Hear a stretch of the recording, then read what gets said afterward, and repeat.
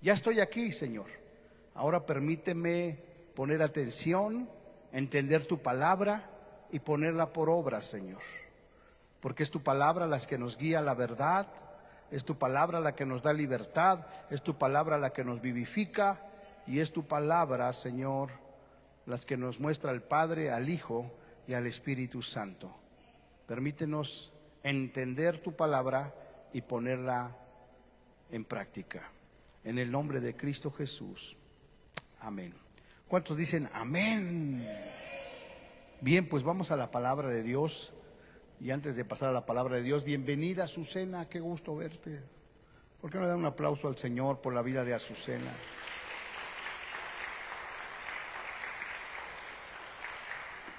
Y ahora sí, vamos a la palabra, el capítulo 37, es el resumen, ya terminamos prácticamente, ¿verdad? Las leyes de amor en cuanto a nuestra relación con el Padre, nuestra relación con el prójimo y nuestra relación con nosotros mismos. Aquí vamos a ver rápidamente un resumen de qué es lo que vimos, ¿verdad? Y la importancia que tiene, hermanos. ¿Ya están ahí los que traen libro o los que traen sus apuntes? Dice, hasta aquí hemos visto que el reino de Dios es algo totalmente diferente a lo que tenemos como cristianismo o iglesia, como institución hoy día. Es claro que no todos los que se llaman cristianos actúan de esta manera, pero en general esto es lo que se ve en muchos círculos llamados cristianos. Y vamos a ver un ejemplo, hermanos, de cómo, ¿verdad? Lamentablemente en muchos círculos donde se llaman cristianos no actúan como cristianos, no actúan como hijos de Dios. Entonces de ahí la importancia de este discipulado, de que podamos entender que somos hijos de Dios, ciudadanos del reino de Dios. Amén. Entonces ya vieron el recuadro que está ahí, del lado de mi izquierdo, del derecho de ustedes, o del izquierdo de ustedes también, los ciudadanos del reino, y del lado derecho, la iglesia como institución. Entonces vamos a ver cómo es que es un ciudadano del reino y cómo se comporta la iglesia el día de hoy. Y nos vamos a dar cuenta que hay una gran diferencia, hermano. Que mucha gente, ¿verdad?, que se dice cristiana, pero no vive como hijo de Dios. Y eso es un engaño terrible del enemigo, porque cuando el Señor se manifieste, entonces les dirá a unos, apártate de mí, no te conozco.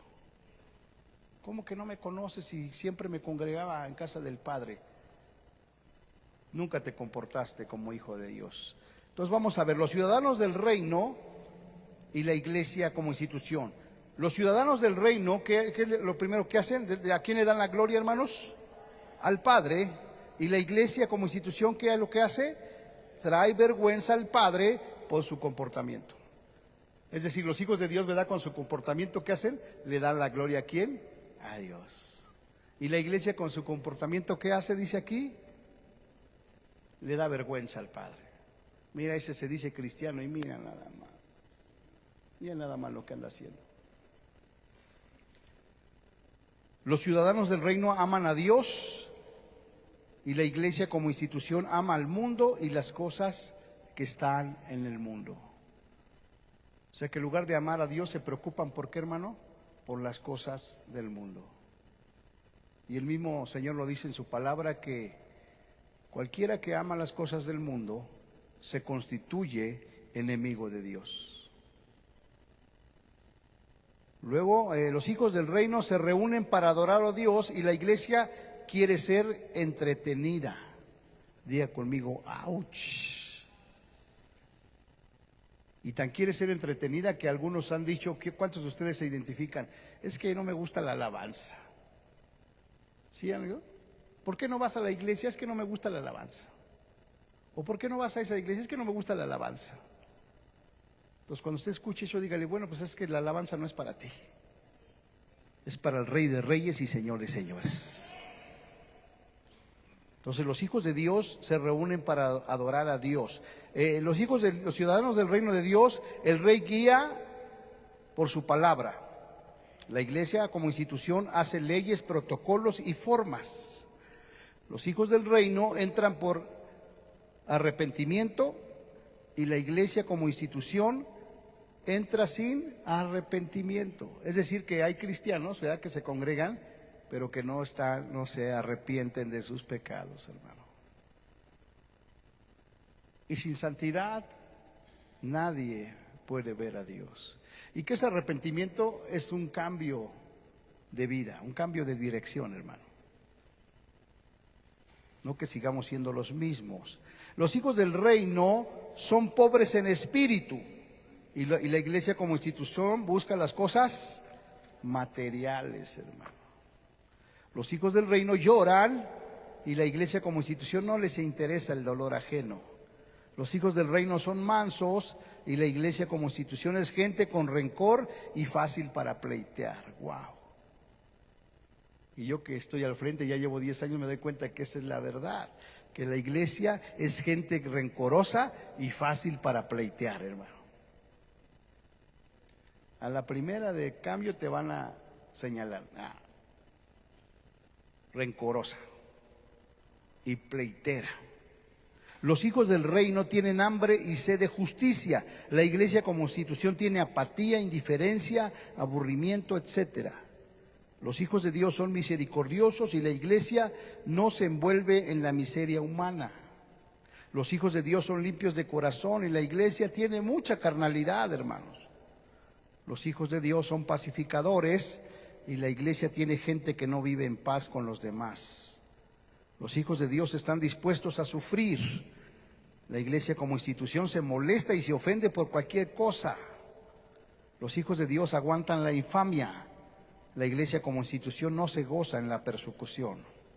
Los hijos de Dios son la sal de la tierra, y la iglesia ha perdido su sabor, son hollados por los hombres. Los hijos de Dios son la luz, y la iglesia como institución esconde la luz. Los hijos de Dios son grandes haciendo y enseñando, y la iglesia como institución no son hacedores ni enseñan. Los hijos de Dios resuelven sus diferencias con amor. ¿Cuántos dicen amén? Y la iglesia como institución se pelean y no resuelven sus conflictos. Qué barbaridad, hermanos. Los hijos de Dios evitan el adulterio a todo costo. La institución como iglesia, el adulterio es común, hermano. Imagínense eso nada más. ¿Cómo puede ser que en la iglesia haya adulterio, hermano? Porque no estamos viviendo de acuerdo a las leyes del reino de Dios. Los hijos de Dios no se provoca el divorcio. La iglesia como institución se divorcian, y a veces sin razón. ¿Cuántos sabían esto, que la iglesia se divorcia, hermano? Cuando Dios prohíbe el divorcio, hermano. Amén. Los hijos de Dios, su sí es sí y su no es no. La iglesia como institución no guarda la palabra, hermano. La iglesia como los hijos de Dios aprenden a tratar bien a los malos. La iglesia como institución no entiende este concepto. Los hijos de Dios tratan bien a los enemigos. La iglesia, este concepto ni siquiera se considera posible. Los hijos de Dios dan limosnas a los pobres. La iglesia deja que el gobierno haga esta labor. Los hijos de Dios oran en obediencia al Padre. La iglesia como institución hace sus propias oraciones. Los hijos de Dios ayunan. La iglesia como institución no ayuna.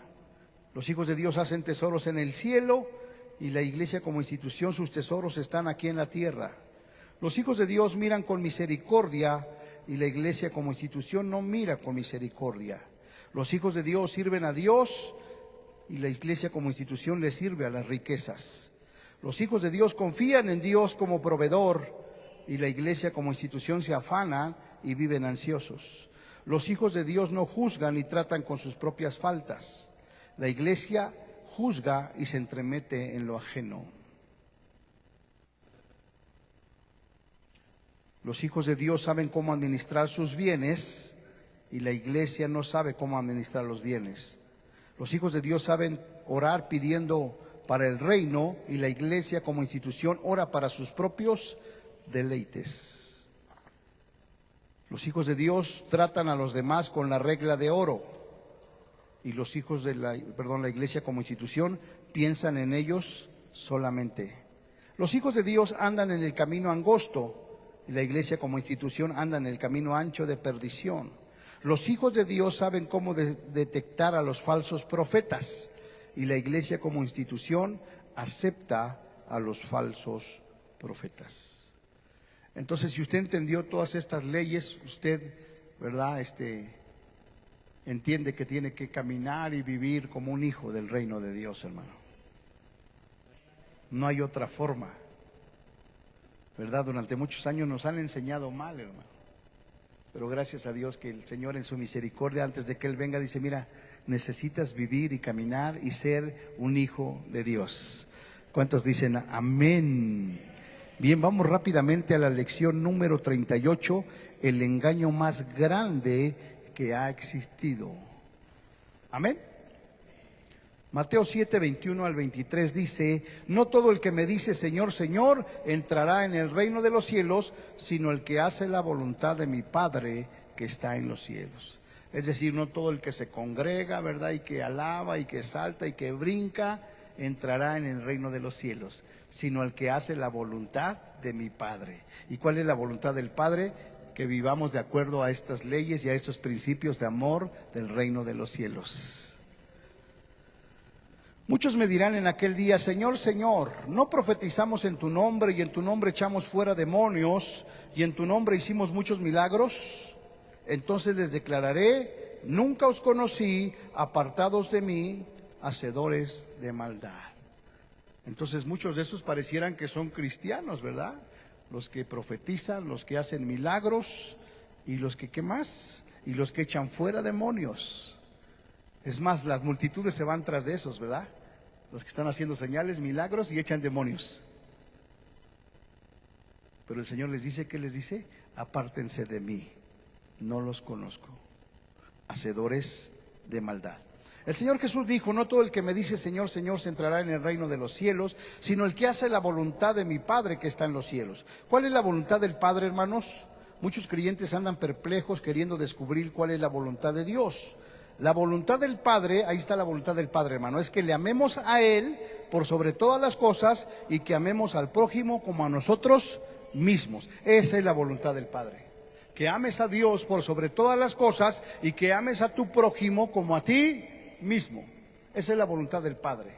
Y todas esas leyes que acabamos de ver tienen que ver con esos tres aspectos: amar al Padre, amar al prójimo y amarnos a nosotros mismos. Espero que se haya aprendido, que se haya entendido, y si no ha entendido, ahí tiene su manual para que lo repase y lo repase y lo repase y lo repase, y si tiene una duda, pues acérquese con el pastor. No se quede con la duda, ¿verdad?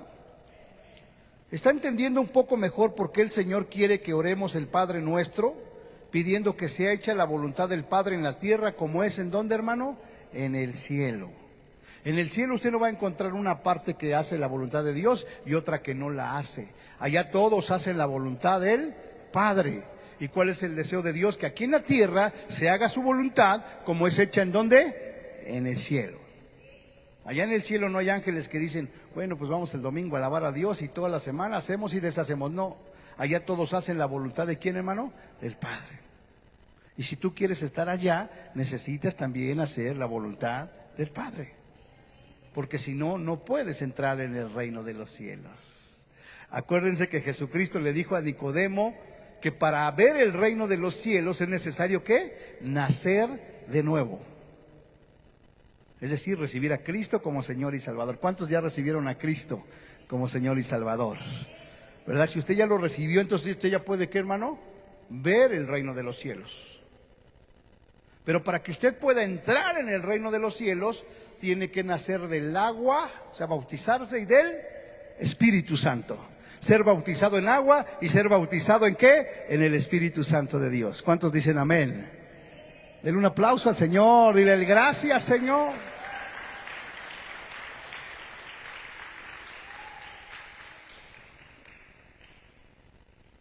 Entonces esto es muy importante. Ya acepté a Cristo, ya veo el reino de Dios, pero ahora para entrar en el reino de Dios tengo que nacer del agua y del Espíritu, ¿verdad? Entonces cuando usted entra al agua, ¿verdad? Muere al viejo hombre y resucita a una vida nueva.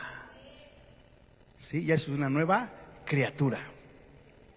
pero también necesitas nacer del Espíritu Santo. ¿Verdad? ¿Quién es el que te va a resucitar cuando sales del agua?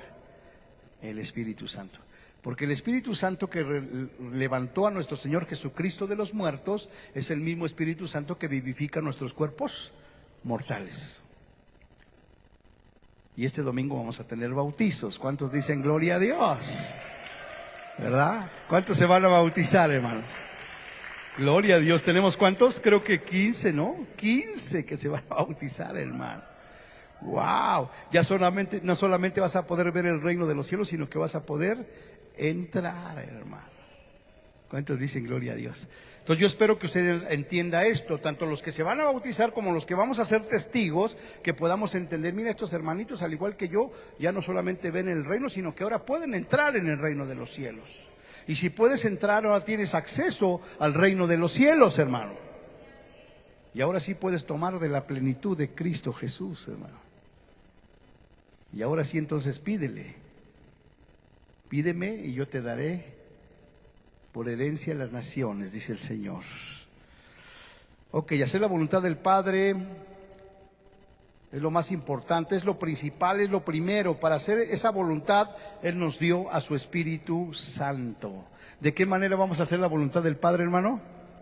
Con su Espíritu Santo. Entonces por eso te tienes que bautizar del agua y del Espíritu Santo.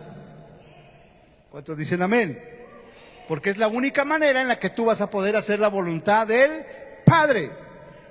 Porque si no tienes al Espíritu Santo, por más que te esfuerces, no puedes hacer la voluntad del Padre, porque la carne no se sujeta a la ley de Dios, ni tampoco puede. Y la carne es enemistad contra Dios, hermano.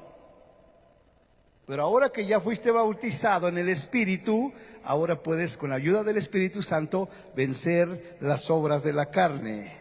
¿Cuántos dicen amén, hermano? Entonces el Espíritu mora en ti y te anhela celosamente. Él quiere que pases tiempo con Él. Que cuando te despiertes pases un tiempo con Él. Que en el transcurso del día pases un tiempo con Él. Que en la noche pases un tiempo con Él. Que tengas íntima comunión con Él, porque Él es el que te va a guiar a la verdad y Él es el que te va a ayudar a vivir dentro del reino. ¿Ya entraste? Ahora tienes que aprender a vivir dentro del reino de Dios, porque si no te va a pasar de todo lo que leímos aquí a la derecha, ¿verdad?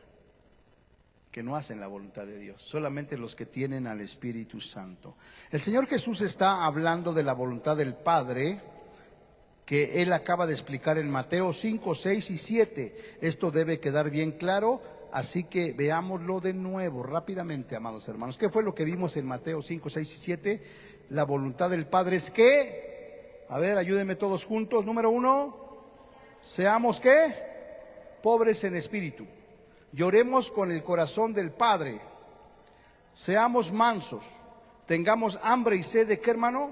De justicia. Seamos misericordiosos, seamos limpios de corazón, seamos pacificadores, estemos dispuestos a sufrir por causa de la justicia, estemos dispuestos a sufrir por causa de su nombre, seamos la sal de la tierra, seamos la luz del mundo, seamos grandes en el reino de los cielos al cumplir sus mandamientos y enseñárselos a otros.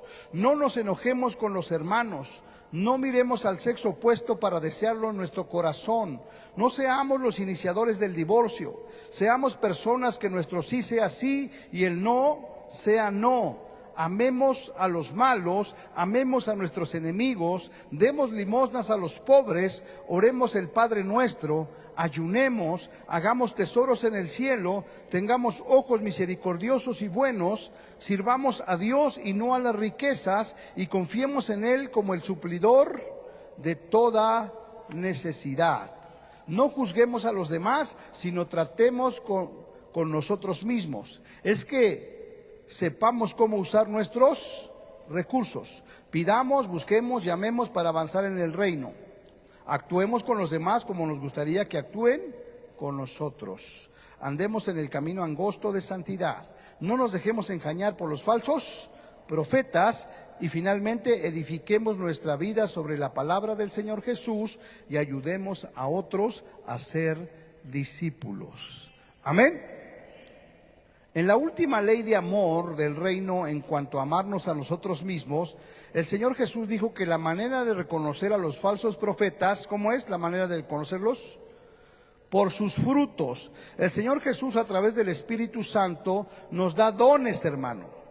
Y ahí vienen algunos dones, ¿no? Administración, apóstol, para hacer artesanías, discernimiento, exhortación, evangelista, fe, dar, sanidad, ayuda, hospitalidad, interpretación de lenguas, conocimiento, liderazgo, misericordia, milagros, misiones, música, pastorear, oración, profetizar, servicio, enseñar, lenguas, sabiduría, martirio, etcétera, etcétera. Los dones son dados como el Espíritu Santo quiere, pero los frutos son producidos por medio del Espíritu Santo. Ponga mucha atención. El fruto del Espíritu Santo es producido por medio del Espíritu Santo a través de la obediencia o sometimiento a la palabra del Rey Jesús. ¿Sí escucharon? ¿Cómo es que se va a manifestar el fruto de su vida, del Espíritu Santo en su vida? A través de la obediencia o sometimiento a la palabra de Dios. Nuestro mismo Señor Jesucristo, ¿verdad?, manifestó el fruto del Espíritu Santo porque fue obediente hasta la muerte y muerte de cruz. Y usted y yo necesitamos ser obedientes a la palabra de Dios. Este es el error que el Señor Jesús quiere evitar, pues si continuamos en ese camino podemos llegar al engaño más sutil y más grande que jamás haya existido. Y es por eso que Él nos hace esta advertencia. Cuando dejemos de hacer la voluntad del Padre que está en los cielos, entonces es posible caminar un poco de tiempo en los dones del Espíritu Santo. Y luego empieza a entrar en acción. ¿Qué empieza a entrar en acción? El engaño satánico. ¿Verdad? Cuando dejamos de caminar en el Espíritu Santo, empieza a entrar el engaño satánico, ocurriendo un intercambio de los dones espirituales auténticos por dones espirituales falsos, dados por poderes demoníacos para engañar al creyente y a otros creyentes también. ¿Cómo es posible? Muy sencillo. Ya vimos que Satanás se disfraza como ángel de ¿qué, hermano? De luz. Y sus ministros, sus demonios hacen lo mismo. Estos demonios son los que mantienen a los creyentes que no hacen la voluntad del Padre en engaño. Y cuando llegue el día final, el momento en que estos creyentes estén delante del Señor Jesús, dirán: Señor, Señor, ¿no profetizamos en tu nombre, y en tu nombre echamos fuera demonios, y en tu nombre hicimos muchos milagros? Note con mucha atención qué es lo que estos creyentes están poniendo como ejemplo de espiritualidad. ¿Cuál es el ejemplo que están poniendo? El profetizar, el echar fuera demonios y el hacer, ¿qué, hermano? Milagros. Entonces hoy en día vas a escuchar de muchas campañas, ¿no? Campaña de milagros, campaña de profetas, apóstoles y profetas, ¿verdad? Y liberación. Y ahí va la gente, hermano.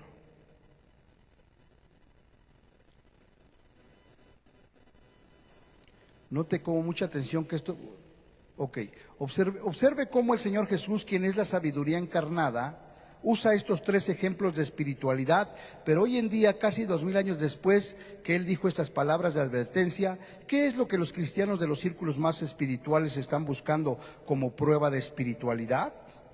¿No es precisamente el profetizar, echar fuera demonios y hacer milagros?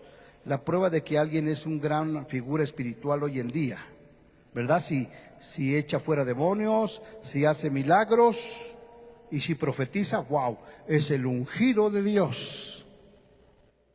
Pero no necesariamente quiere decir que está haciendo la voluntad del Padre. ¿Cómo los vamos a reconocer, hermano? Por sus frutos.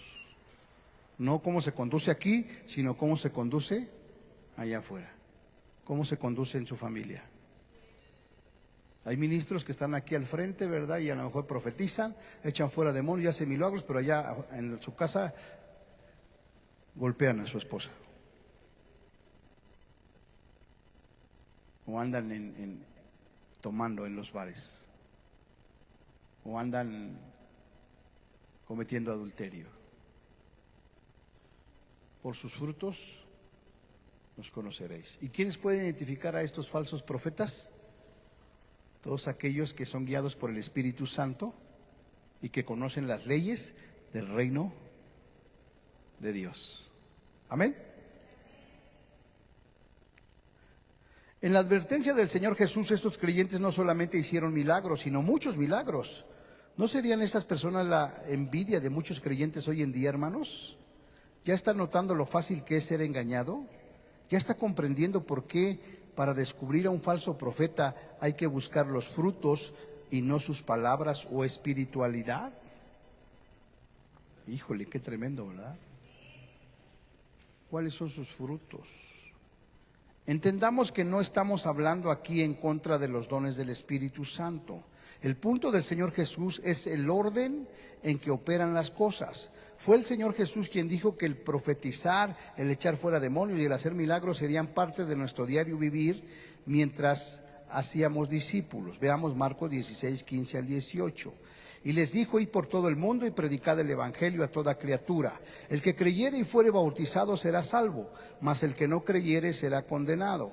Y estas señales seguirán a los que creen. En mi nombre echarán fuera demonios, hablarán nuevas lenguas, tomarán en las manos serpientes, y si bebieren cosa mortífera no les hará daño. Sobre los enfermos impondrán sus manos y sanarán.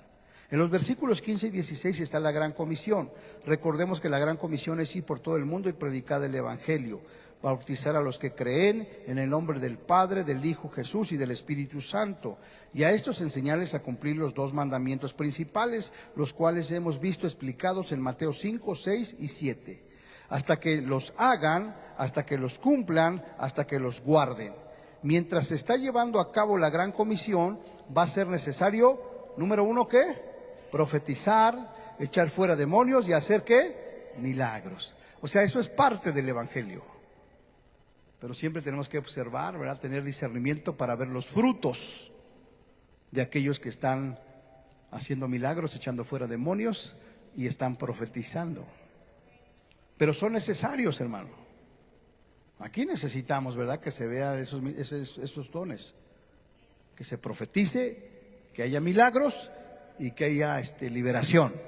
¿Cuántos dicen amén? De hecho, lo hay. ¿Ha habido profecía aquí, hermanos? ¿Sí o no? Sí. ¿Ha habido liberaciones?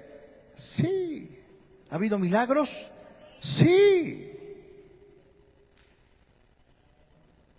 Entonces, esos que han profetizado, esos que han echado fuera demonios, esos que hacen milagros, necesitamos ver sus frutos para darnos cuenta si es de Dios o no.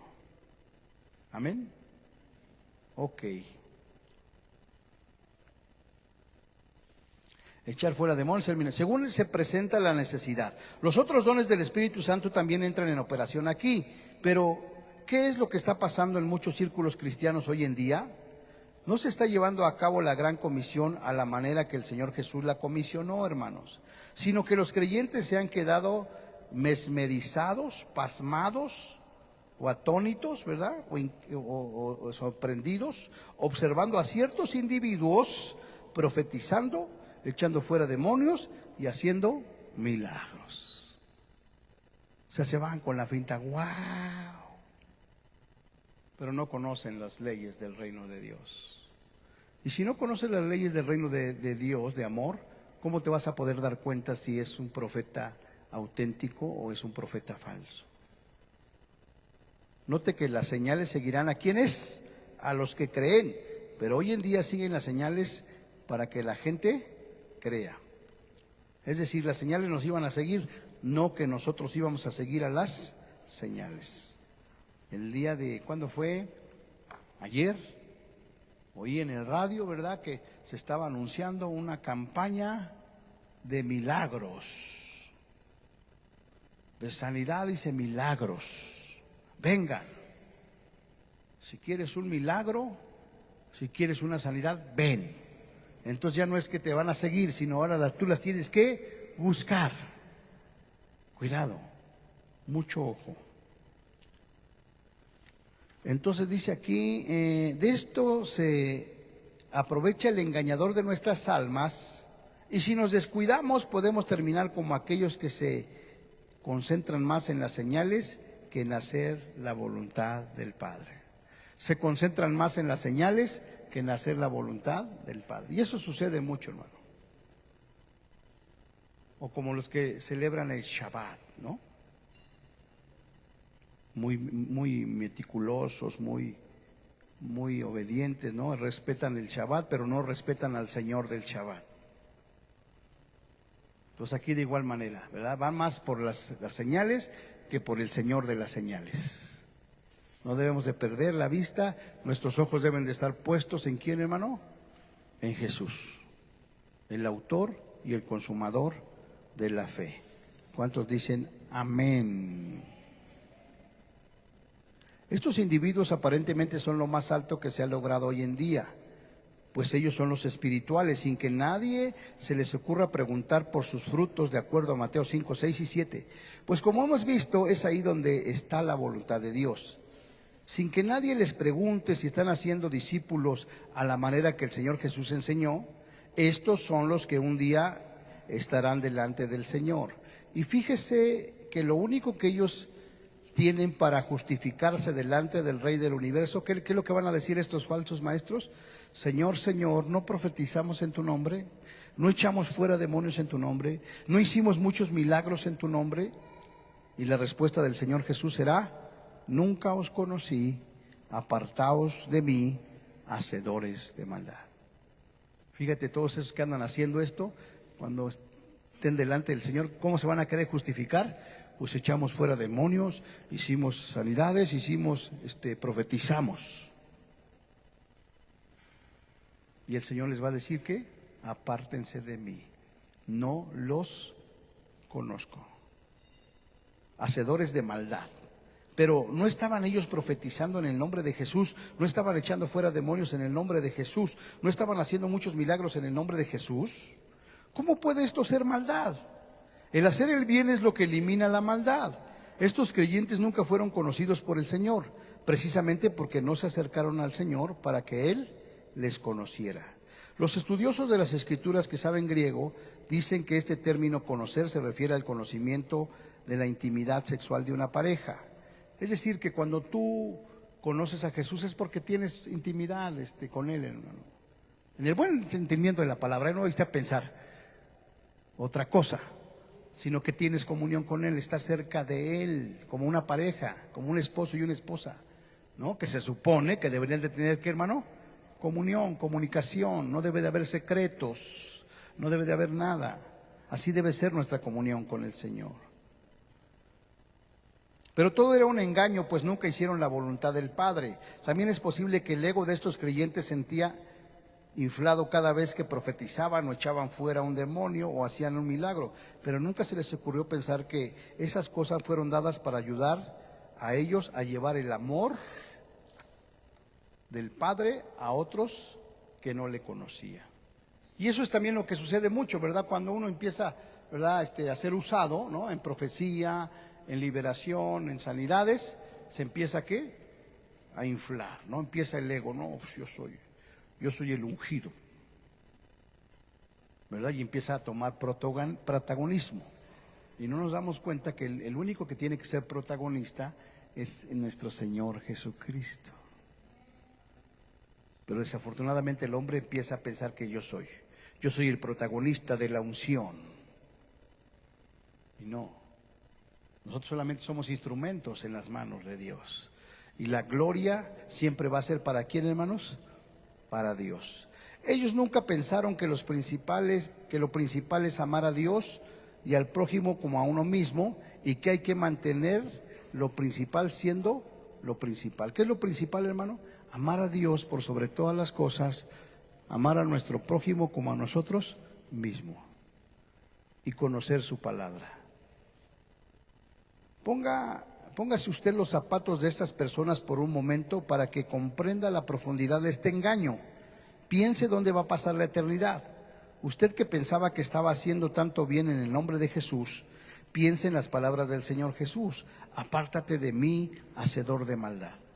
Piense que este no es el momento de arrepentirse, pues eso ya pasó, ya que es el día del juicio. Piense que ahora usted pasará la eternidad en el infierno Usted que creía que estaba agradando a Dios, ¿no es este el engaño más grande que ha existido?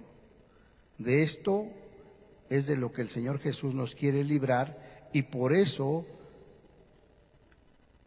es por eso que Él da esta advertencia tan fuerte.